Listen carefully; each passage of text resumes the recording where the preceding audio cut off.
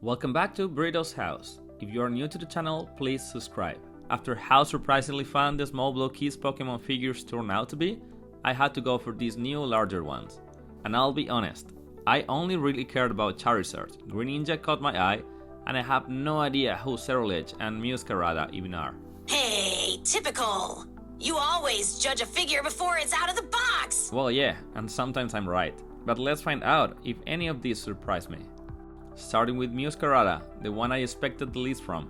No clue who she is, but it looks like Sprigatito's final evolution. She's actually a grass/star magician with illusion abilities. Very agile and flashy in battle. Let's see if the figure reflects that. She was the first of this larger line I built, and honestly, it didn't feel like a model kit at all. Everything snaps together really smoothly. It feels more like a solid articulated figure. That's because the Blokees premium line is designed to look seamless once built, like a real collectible. No face swaps here. Movement is a bit limited due to the color. The torso moves well. She's got a real trickster vibe.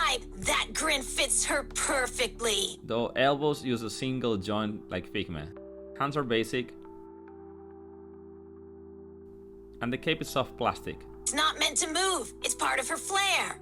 There is this transparent rod in her back that holds a floating flower. Yup, her signature move, flower trick. She also comes with an extra hand holding a small flower, and you can change that for the other one. The tail moves a little, and legs have decent range, but nothing too dynamic. Knees go to 90 degrees, and the feet rotate. She comes with translucent green effects on the base. It adds a lot of motion to the figure, even if she's standing still. And yeah, there's a collector card too, as always.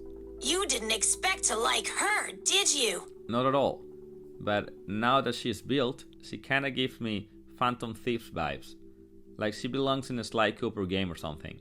Because the feet are really small, it's almost impossible to stand her still without the base. Didn't expect it, but she's staying on display. One down. Let's see if Ceruledge changes your mind too. Now, I love the box design, but honestly, I have a hard time seeing this as a Pokemon. Looks more like a Metabot to me. He's one of the newer ones. Fire and ghost type. Super flashy in battle and very popular despite being pretty human looking. I saw some reviews of the Pokemon Select version before building this one, and honestly, not great. Weak joints, limited articulation. Let's see if Blokees did it better. As I built it, I immediately noticed how solid it feels. Even though the figure is small and thin, the joints are tight and the build feels way more premium than I expected. The head moves incredibly well. Thanks to the slim neck, nothing blocks it. The shoulder pads are independently movable, which really helps with dynamic posing. Perfect for battle poses. The elbows give you a clean 90 bend. Nothing crazy, but it works. The swords on the arms rotate and are made of translucent plastic. The torso moves really well too. Again, the slim design helps. Better than the Select one, which barely bends at all. The legs are way more mobile than Meowscarada's. The design favors range here. This guy's built to move. The only accessory besides the base is the interchangeable sword arm with an attack effect. It's a cool flaming arc. It's a nod to his signature move, Bitter Blade. Ceruledge's feet are super narrow, so standing without a base is basically impossible. But hey, at least the base looks great. There are also collector card included. Not super useful, but it's there. You like it more than you thought, huh? This figure honestly impressed me. Still not sure I see it as a Pokemon, but as a figure, definitely staying in my collection. Way beyond what I expected, especially after seeing the complaints about the other line. 2 down, 2 to go. Ready for Greninja? Alright, this actually I know. Probably one of the most anticipated figures in this set. One of the most popular Pokemon out there. Fast, stealthy, and super stylish. Yeah, I always thought Greninja had one of the coolest designs, even if I dropped off after Gen 3. Assembly was simple, no real surprises. Let's get into articulation. Head movement is really limited due to the tongue wrapping around his neck. Yeah, that tongue scarf might look cool, but it's not exactly articulation friendly. Speaking of which, the tongue is made of soft plastic. Arms have decent range. Elbows bend to about 90 degrees. Nothing fancy, but it's good. Hands are fixed, no wrist joints at all. Also has good mobility, he can twist and lean nicely. Legs are where this figure shines. They offer great movement, and the knees are easily the most flexible so far, giving him way more range than any of the figures shown before. Comes with a shuriken that attaches perfectly to the hand, nice and snag. Ninja stars? Now we're talking. One closed hand with a peg to hold a sword, and you can switch with arms it goes on. There's also a slightly curved hand and 2 curved feet action poses. Definitely feels like they designed this one with movement in mind. The design really helps with ninja style posing. Now that's a signature look. The base is awesome. Transparent water effects that make every pose feel alive. Also, this figure, like the others, is impossible to stand still without the base. Standard collector card, like the others. Final thoughts? I love the design. It feels like he could walk into the Naruto universe and no one will blink. Only weak point is that heft movement, but easily the best Greninja figure I've seen. Quick, silent, and stylish, just like a ninja should be. And now we end with the one I was expecting the most. Charizard. Now this is the one I was waiting for.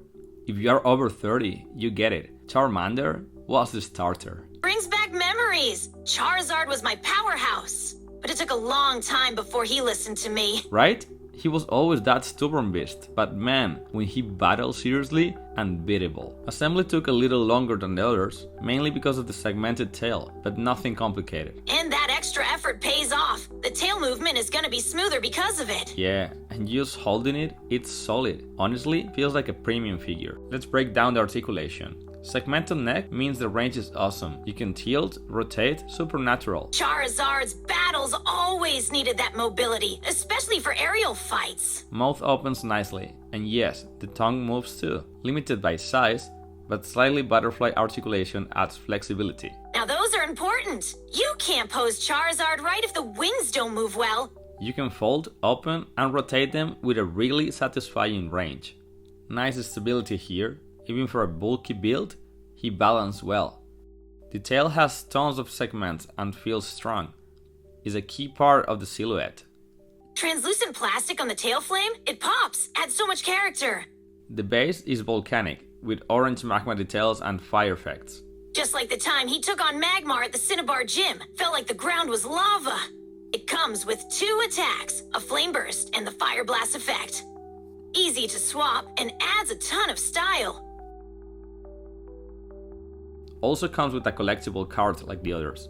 Alright, let's put him next to the SH Figuarts version.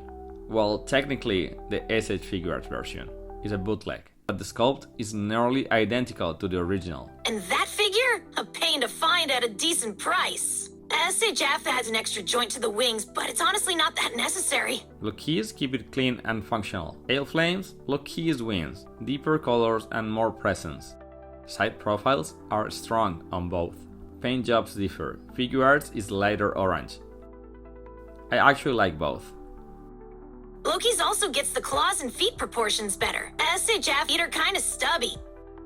They both shine in flying poses. Honestly, Blokees holds up incredibly well. I had high hopes, and this figure delivered. It destroys the select version and even outshines the SH Figuarts in some key areas. If you're building a team and missed out on the older releases, this Charizard's your MVP. Best in the set, no question. I get this over any other budget or mid-range Charizard any day.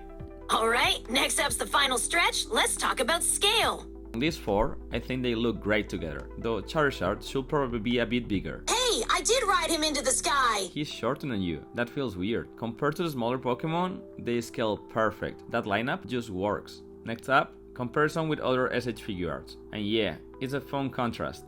Then we got Mewtwo, Blastoise and Venusaur. And I still think those last 2 are way too small.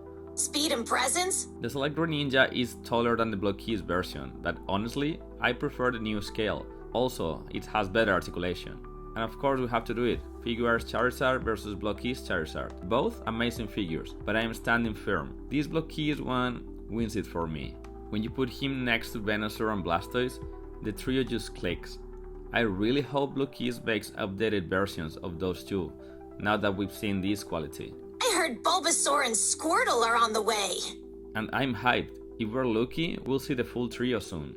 Also, I wanted to have a little fun imagining which anime characters will train each of these Pokemon, if they exist in the same universe, of course. Starting with Meowscarada, there is something about her look, that confident smirk, the mask, the cape, she instantly reminded me of Master Thief. So of course, I imagine her alongside Nami from One Piece. Both are smart, agile, and have that I'll steal your heart and your wallet energy. Ceruledge was a no-brainer. He screams Soul Reaper, so I pair him with Ichigo from Bleach. The dark colors, the quiet strength, they just feel like they fought side by side before.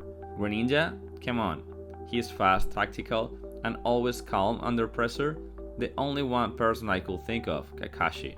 Just picture them training together. And then there's Charizard. Wild, powerful, loyal, and with fire in his heart. I had to pair him with Portage the Ace from One Piece. Both connected by flames and pride. That match made itself.